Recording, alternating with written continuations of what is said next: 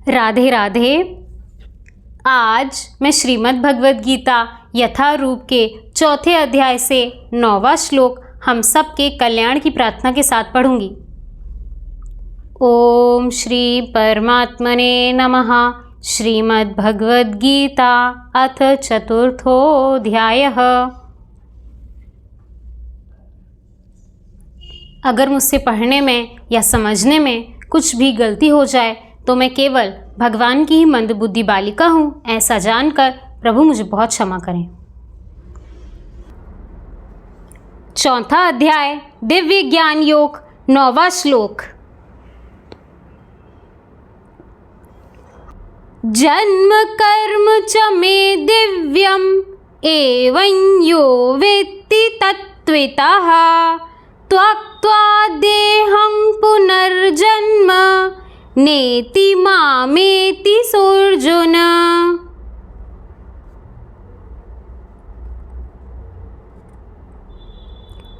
हे अर्जुन, जो मेरे आविर्भाव तथा कर्मों की दिव्य प्रकृति को जानता है वह इस शरीर को छोड़ने पर इस भौतिक संसार में पुनः जन्म नहीं लेता, अपितु मेरे सनातन धाम को प्राप्त होता है।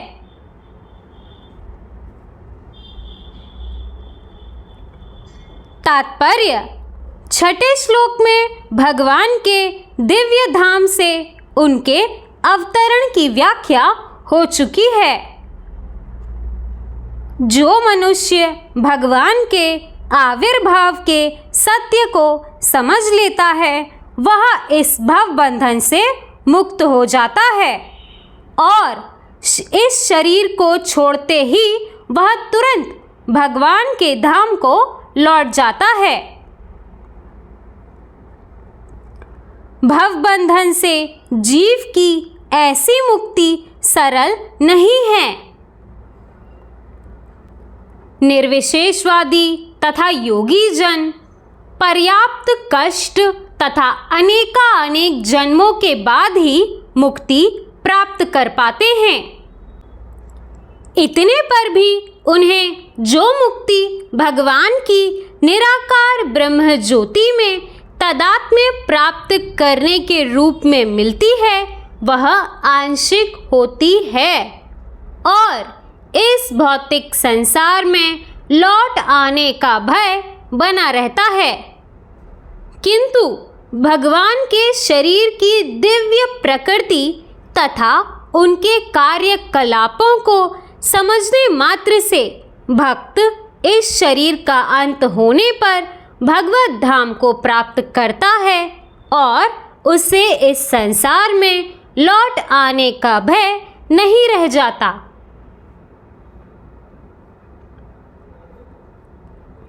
ब्रह्म संहिता में यह बताया गया है कि भगवान के अनेक रूप तथा अवतार हैं। अद्वैतमच्युत्य मनादिमनंत रूपम। यद्यपि भगवान के अनेक दिव्य रूप हैं किंतु फिर भी वे अद्वैय भगवान हैं। इस तथ्य को विश्वास पूर्वक समझना चाहिए।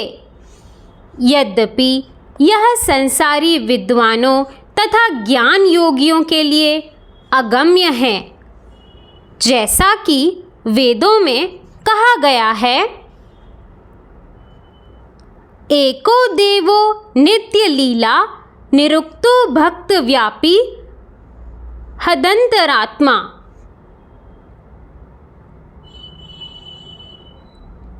एक भगवान अपने निष्काम भक्तों के साथ अनेक दिव्य रूपों में सदैव संबंधित हैं। इस वेद वचन की स्वयं भगवान ने गीता के इस श्लोक में पुष्टि की है। जो इस सत्य को वेद तथा भगवान के प्रमाण के आधार पर स्वीकार करता है और शुष्क चिंतन में समय नहीं गवाता वह मुक्ति की चरम सिद्धि प्राप्त करता है। इस सत्य को श्रद्धापूर्वक स्वीकार करने में मनुष्य निश्चित रूप से मुक्ति लाभ कर सकता है। इस प्रसंग में वैदिक वाक्य तत्वमसि लागू होता है। जो कोई भगवान श्री कृष्ण को परम ब्रह्म करके जानता है और उनसे यह कहता है कि आप वही परम ब्रह्म श्री भगवान हैं, वह निश्चित रूप से अविलंब मुक्त हो जाता है।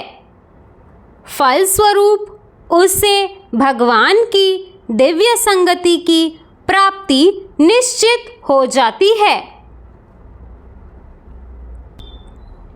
दूसरे शब्दों में ऐसा श्रद्धालु भगवत भक्त सिद्धि प्राप्त करता है। इसकी पुष्टि निम्नलिखित वेद वचन से होती है। तमेव विदित्वाति मृत्युमेति नान्यः पंथा विज्ञते यनान्य।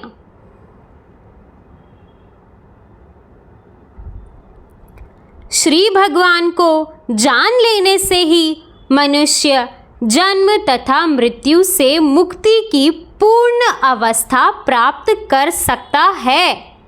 इस सिद्धि को प्राप्त करने का कोई अन्य विकल्प नहीं है।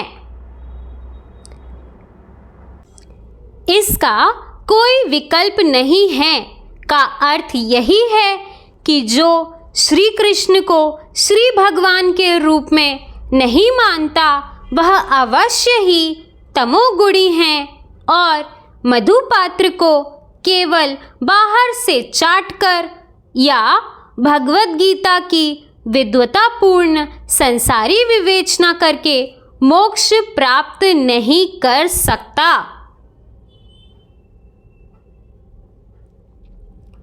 ऐसे शुष्क दार्शनिक भौतिक जगत में महत्वपूर्ण भूमिका निभाने वाले हो सकते हैं, किंतु वे मुक्ति के अधिकारी नहीं होते। ऐसे अभिमानी संसारी विद्वानों को भगवत भक्त की अहौतकी कृपा की प्रतीक्षा करनी पड़ती है। अतः मनुष्य को चाहिए कि श्रद्धा तथा ज्ञान के साथ कृष्ण भावनामृत का अनुशीलन करे और सिद्धि प्राप्त करने का यही उपाय है। राधे राधे।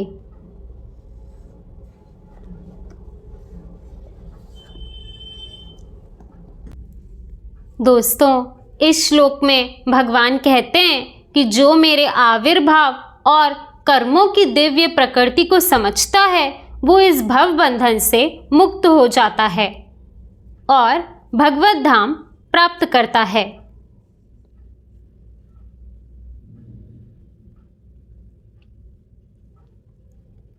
तात्पर्य में हमारे स्वामी जी ने बस एक ही लाइन में बता दिया कि श्री कृष्ण को श्री भगवान मानना ही हमारे लिए मोक्ष प्राप्त करने के लिए एक सुलभ रास्ता है।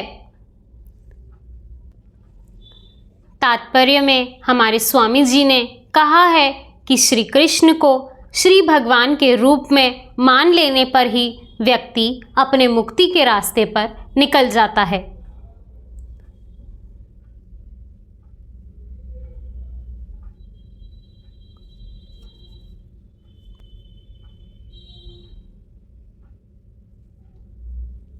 हमारे गुरुजन भी हमें यही सिखाते हैं कि जब तक हम भगवान के वास्तविक स्वरूप को नहीं जानते, उनसे अपने वास्तविक संबंध को नहीं पहचानते, तब तक ही हम इस भवसागर रूपी दुनिया में उलझे रहते हैं और इसी मायावी संसार में अपने संबंधी ढूंढते रहते हैं।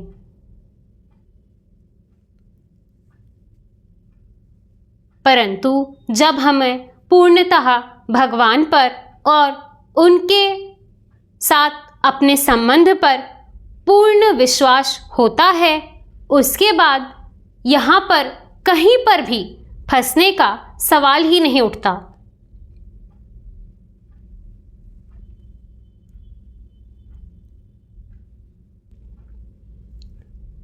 हमारे गुरुजनों के तो पूर्व जन्मों के भजन इतने प्रबल होते हैं कि वो बहुत पहले ही इस जन्म में आते ही भक्ति मार्ग पर निकल जाते हैं।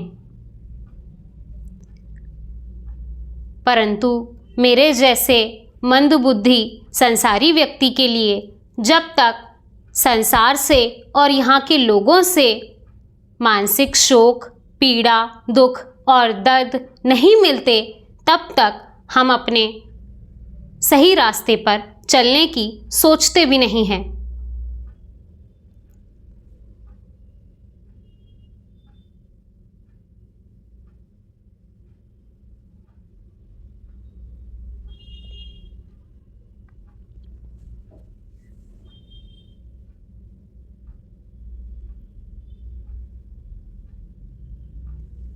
मेरी यात्रा की शुरुआत ही यहाँ से हुई जब मुझे ये समझ में आया कि वास्तव में केवल भगवान ही हैं जो इस शरीर के अंत तक मेरे साथ रहेंगे और इस दुनिया में कौन कहाँ कब कैसे बदल जाए या अपने स्वार्थ के लिए, अपने लोभ के लिए आपकी ही हानि कर दे, कुछ कह नहीं सकते।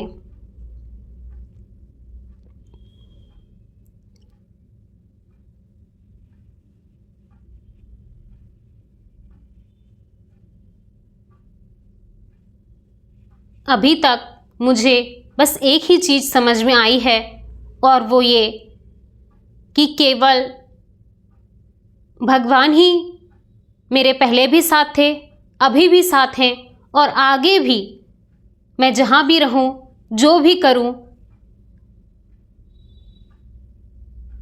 केवल भगवान ही मेरा साथ देने वाले हैं।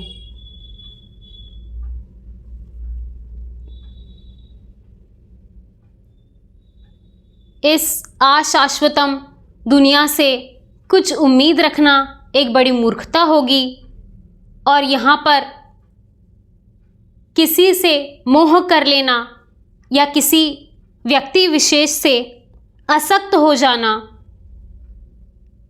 आपको केवल और केवल दुख देगा और कुछ नहीं।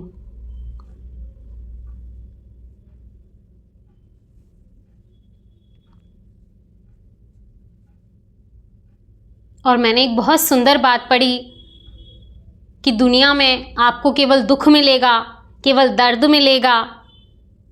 अगर आपको सुख चाहिए तो आपको राम की तरफ आना ही पड़ेगा, क्योंकि राम के बिना विश्राम नहीं हो सकता, राम के बिना विराम नहीं हो सकता, राम के बिना उपराम यानी एंटी डिप्रेसेंट, अवसाद निरोधी, उसमें भी भगवान का नाम है उपराम, वो भी बिना राम के आप प्राप्त नहीं कर सकते। राम का मतलब ही है जहां एक थका हुआ व्यक्ति बैठ जाए।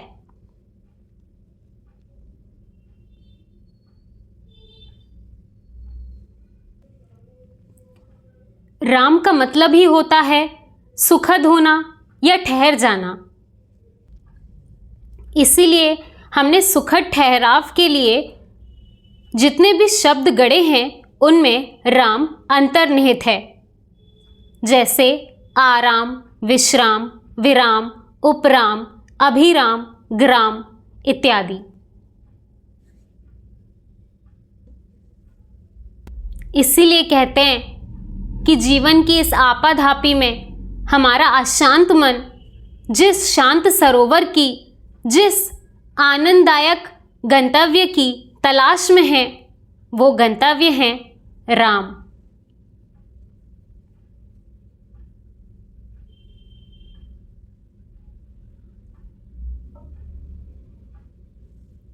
इसी तरह भगवान की कृपा हम सब पर बनी रहे। राधे राधे।